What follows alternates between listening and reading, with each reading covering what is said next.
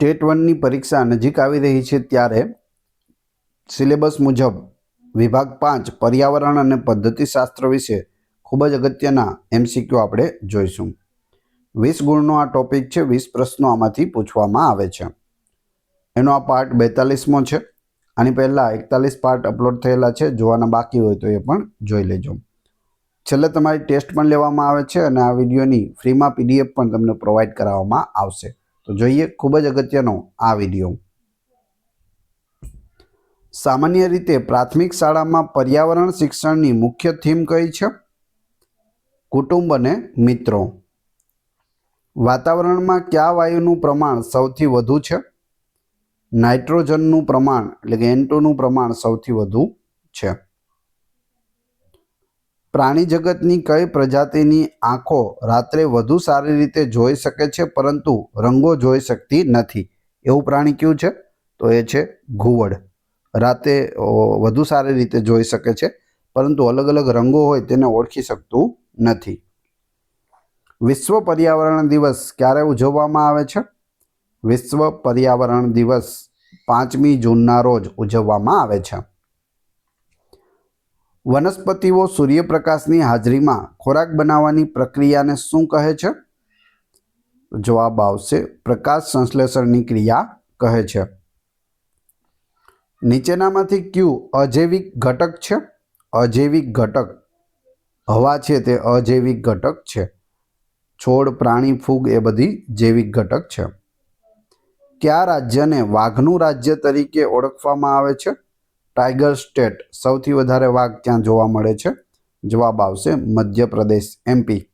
ગુજરાતમાં વાઘ જોવા મળે છે? જવાબ આવશે ના, ગુજરાતમાં વાઘ જોવા મળતા નથી. પૃથ્વી પરના પાણીનો સૌથી મોટો સ્ત્રોત કયો છે? તો એ છે મહાસાગરો. સૌથી વધારે પાણી છે પૃથ્વી પર તે મહાસાગરોમાં છે. વાતાવરણનું કયું સ્તર O3 એટલે કે ઓઝોન વાયુ ધરાવે છે જે સૂર્યના હાનિકારક પારજાંબલી કિરણોને શોષે છે? ઓઝોન સ્તર ક્યાં આવેલું છે? તો તે સ્ટ્રેટોસ્ફિયરમાં આવેલું છે. વાતાવરણમાં ઉપર જતા સ્ટ્રેટોસ્ફિયર આવે તેમાં. ગુજરાતમાં આવેલું કયું રાષ્ટ્રીય ઉદ્યાન એશિયાઈ સિંહો માટે જાણીતું છે? એશિયાઈ સિંહ ફક્ત એશિયામાં આપણા ગુજરાતમાં જ જોવા મળે છે. તો ક્યાં જોવા મળે છે? ગીર રાષ્ટ્રીય ઉદ્યાન ગીરમાં. ગીર સોમનાથ જિલ્લો, જુનાગઢ જિલ્લો અને અમરેલી જિલ્લા 3 જિલ્લામાં આ ફેલાયેલું છે. ખોરાક શૃંખલામાં પ્રથમ પોષક સ્તર પર કોણ હોય છે? તો જવાબ આવશે ઉત્પાદકો અને લીલા છોડ. પક્ષીઓ આશરો લેવા માટે શું બાંધે છે? તો તે માળો બાંધે છે. નીચેનામાંથી કયું પ્રદૂષણ ગ્રીન હાઉસ અસર માટે મુખ્યત્વે જવાબદાર છે? ગ્રીન હાઉસ ઇફેક્ટ માટે હવા પ્રદૂષણ મુખ્ય છે. મુખ્યત્વે CO2 એટલે કે કાર્બન ડાયોક્સાઇડ. નીચેનામાંથી કયું પ્રાણી ઠંડા પ્રદેશોમાં ઊનનું આવરણ ધરાવે છે? તો તે છે ધ્રુવીય રીંછ. ધ્રુવીય રીંછ સફેદ કલરનું હોય અને તેના ઉપર મોટા મોટા વાળ આવેલા હોય છે ઊનના. 3R RRR રિડ્યુસ, રીયુઝ, રિસાયકલનો સિદ્ધાંત કયા સંરક્ષણ સાથે જોડાયેલો છે? 3R. જવાબ આવશે સંસાધનોનું વ્યવસ્થાપન.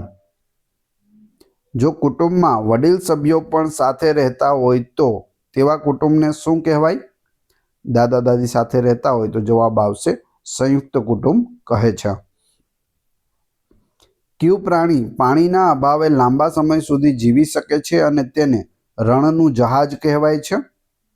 ઊંટ છે તે રણનું જહાજ છે અને લાંબા સમય સુધી તે પાણી પીધા વગર પણ જીવી શકે છે, ખોરાક વગર પણ જીવી શકે છે. નીચેનામાંથી કયું બિન નવીનીકરણીય ઉર્જા સ્ત્રોત છે? તો તે છે કોલસો. કોલસો છે તે બિન નવીનીકરણીય ઉર્જા સ્ત્રોત છે એટલે ફરીથી બની શકતો નથી. સૂર્ય ઉર્જા, પવન ઉર્જા અને જળ ઉર્જા છે તે વારંવાર બનતી રહે છે, તેની સાયકલ બનેલી છે. જળચક્રમાં બાષ્પીભવન પછીનું બીજું મુખ્ય પગલું કયું છે? તો તે છે ઘનીકરણ. બાષ્પીભવન થાય પછી તેનું ઘનીકરણ થાય, વાદળાઓ બને અને ફરીથી વરસાદ થાય છે. તે જળચક્ર છે. જે પ્રાણીઓ ખોરાક માટે માત્ર વનસ્પતિ પર આધાર રાખે છે તેને શું કહેવાય? શાકાહારી કહેવાય. માછલીઓને રહેવા માટેનું કુદરતી સ્થળ શું છે? તો તે જળાશય છે. ભૂકંપ માપવા માટે કયા સાધનનો ઉપયોગ થાય છે? સિસ્મોગ્રાફનો ઉપયોગ થાય છે ભૂકંપ માપવા માટે. કયું પરંપરાગત વાહન પવન ઉર્જાનો ઉપયોગ કરીને ચાલે છે? તો તે છે સઢવાળી હોડી, જે કપડાં બાંધેલા હોય ને હોડી હોય તે. નીચેનામાંથી કયો પૃથ્વીનો આંતરિક સ્ત્રોત છે? ભૂતાપી ઉર્જા તે આંતરિક સ્ત્રોત છે. પર્વતારોહણ કરતી વખતે સલામતી માટે સૌથી મહત્વનું સાધન કયું છે? તો જવાબ આવશે દોરડું અને હાર્નેસ. ગુજરાતમાં આવેલું કયું વન્યજીવ અભયારણ્ય જંગલી ગધેડા માટે જાણીતું છે? જંગલી ગધેડા માટેનું અભયારણ્ય. જવાબ જોઈએ તે પહેલાં વિડીયો પસંદ આવી રહ્યો હોય તો લાઈક અવશ્ય કરી દેજો અને ચેનલ ઉપર નવા હોય તો ચેનલને સબસ્ક્રાઈબ કરી બેલ આઇકોન પ્રેસ કરવાનું ના ભૂલશો, જેથી રોજે રોજ આપને નવા નવા વિડીયો મળતા રહે. જવાબ આવશે કચ્છનું નાનું રણ. જંગલી ગધેડાઓ જેને ઘુડખર તરીકે ઓળખવામાં આવે છે. ખોરાકને લાંબા સમય સુધી તાજો રાખવા માટે કઈ પદ્ધતિનો ઉપયોગ થાય છે? સંરક્ષણ, જેમ કે અથાણું બનાવવું કે ઠંડુ કરવું. કયું પક્ષી નળ સરોવરમાં શિયાળા દરમિયાન મોટી સંખ્યામાં જોવા મળે છે? તો તે આપણા ગુજરાતનું રાજ્ય પક્ષી છે સુરખાબ એટલે કે ફ્લેમિંગો. કયા પ્રકારના પ્રદૂષણને કારણે બહેરાશ થવાની શક્યતા છે? ધ્વનિ પ્રદૂષણ, અવાજનું પ્રદૂષણ છે તેના કારણે બહેરાશ આવી શકે. પર્યાવરણને બચાવવા માટે પ્લાસ્ટિકના ઉપયોગને ટાળીને કઈ બેગનો ઉપયોગ કરવો જોઈએ? કાપડની બેગ અથવા તો શણની બેગનો ઉપયોગ કરવો જોઈએ. કઈ કુદરતી આપત્તિ દરિયાકાંઠાના વિસ્તારોમાં જોવા મળે છે? ત્યાં ચક્રવાત અને વાવાઝોડું વધુ આવે છે. જમીનને ફળદ્રુપ બનાવવા માટે કયા કુદરતી ખાતરનો ઉપયોગ થાય છે? તો કુદરતી ખાતર છે છાણિયું ખાતર અને વર્મી કમ્પોસ્ટ, અળસિયાનું ખાતર. વિશ્વ જળ દિવસ ક્યારે ઉજવવામાં આવે છે? 22મી માર્ચના રોજ વિશ્વ જળ દિવસ ઉજવાય છે. કયું પ્રાણી તેના બચ્ચાને દૂધ પીવડાવે છે? તો જેટલા પણ સસ્તન પ્રાણીઓ છે તે પોતાના બચ્ચાને દૂધ પીવડાવે છે, જેમ કે ગાય, ભેંસ, બકરી વગેરે વગેરે. જો કોઈ વ્યક્તિ સૂર્યપ્રકાશમાં લાંબા સમય સુધી ન રહે તો કયા વિટામિનની ઉણપ થઈ શકે? ઘરમાં જ બેઠા રહીએ, સૂર્યપ્રકાશમાં ન નીકળે તો તેને વિટામિન ડીની ઉણપ થઈ શકે.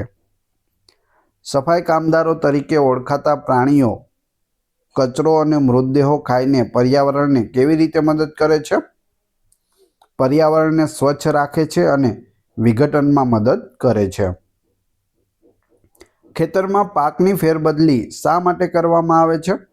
પાકની ફેરબદલી એટલે કે મગફળી વાવી હોય પછી ઘઉં વાવવામાં આવે પછી બીજો કોઈ પાક વાવવામાં આવે તે. જવાબ આવશે જમીનની ફળદ્રુપતા જાળવવા અને નાઇટ્રોજનની માત્રા વધારવા માટે. કયું પક્ષી નદીઓ અને તળાવોમાં માછલીનો શિકાર કરે છે અને લાંબી ચાંચ ધરાવે છે? તો તે છે બગલો અથવા તો માછીમાર. જે પક્ષીઓ હોય તે બધા લાંબી ચાંચ ધરાવતા હોય છે. જો કોઈ વ્યક્તિ ગંદુ પાણી પીવે તો કયો રોગ થવાની સંભાવના છે? તો તેને કોલેરા અને ટાઇફોઇડ થવાની સંભાવના વધુ રહેલી છે. પાણીના કારણે આ થાય છે, કોલેરા અને ટાઇફોઇડ. નાઇટ્રોજન ચક્રમાં કયા જીવાણુઓ મહત્વનો ભાગ ભજવે છે? જવાબ આવશે બેક્ટેરિયા, જેમ કે રાઇઝોબિયમ બેક્ટેરિયા. કયા પ્રકારના આવાસમાં માટી અને છાણનો ઉપયોગ થાય છે? તો કાચું ઘર અથવા ઝૂંપડું હોય તેમાં માટી અને છાણનો ઉપયોગ કરી અને દિવાલો લીપવામાં આવે છે. નીચેનામાંથી કયો જળ સંરક્ષણનો પરંપરાગત ઉપાય છે? તો તે છે વરસાદી પાણીનો સંગ્રહ કરવો અથવા તળાવો બાંધવા. કઈ વનસ્પતિને રણની વનસ્પતિ કહેવાય છે જે પાણીનો ઓછો ઉપયોગ કરે છે?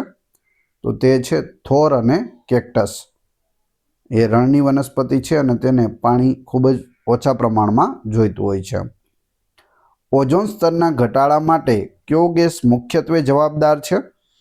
તો એ ગેસ છે ક્લોરોફ્લોરોકાર્બન, CFC, ઓપ્શન સી. જો કોઈ બાળક ટપાલ ટિકિટ એકઠી કરવાની પ્રવૃત્તિ કરે તો તે કઈ થીમ સાથે જોડાયેલો છે? મુસાફરી અને સંચાર સાથે જોડાયેલો છે. વિશ્વ વન્યજીવ દિવસ ક્યારે ઉજવવામાં આવે છે? વિશ્વ વન્યજીવ દિવસ જવાબ આવશે 3 માર્ચના રોજ હોય છે. મનુષ્યના શરીરમાં રક્તનું કાર્ય શું છે? લોહીનું કાર્ય. ઓક્સિજન અને પોષક તત્વોનું વહન કરવું તે રક્તનું કાર્ય છે. નીચેનામાંથી કયું માનવ નિર્મિત પર્યાવરણનું ઉદાહરણ છે? માનવ નિર્મિત પર્યાવરણ તો તે છે બગીચો. માણસ છે તે ગાર્ડન એટલે કે બગીચો બનાવી શકે છે, જે માનવ નિર્મિત પર્યાવરણ છે. કયું ખનિજ અસ્થિ અને દાંતના વિકાસ માટે જરૂરી છે? હાડકાં અને દાંતના વિકાસ માટે કેલ્શિયમ જરૂરી છે. ગુજરાતમાં આવેલું કયું અભયારણ્ય મુખ્યત્વે દરિયાઈ કાચબાઓના ઈંડા મૂકવા માટેનું સ્થળ છે? તે છે પિરોટન ટાપુ. હવે તમારી ટેસ્ટ, જે આપણે વિડીયો જોયો તેમાંથી તમને અહીં પ્રશ્નો પૂછવામાં આવે છે, જેનો જવાબ તમારે ક્રમશઃ કમેન્ટ બોક્સમાં આપવાનો છે, જેથી તમને ખ્યાલ આવે જો આવો પ્રશ્ન પરીક્ષામાં પૂછાય તો તમને જવાબ આવડે છે કે નહીં. એ પછી આપણે PDF વિશે પણ વાત કરીશું.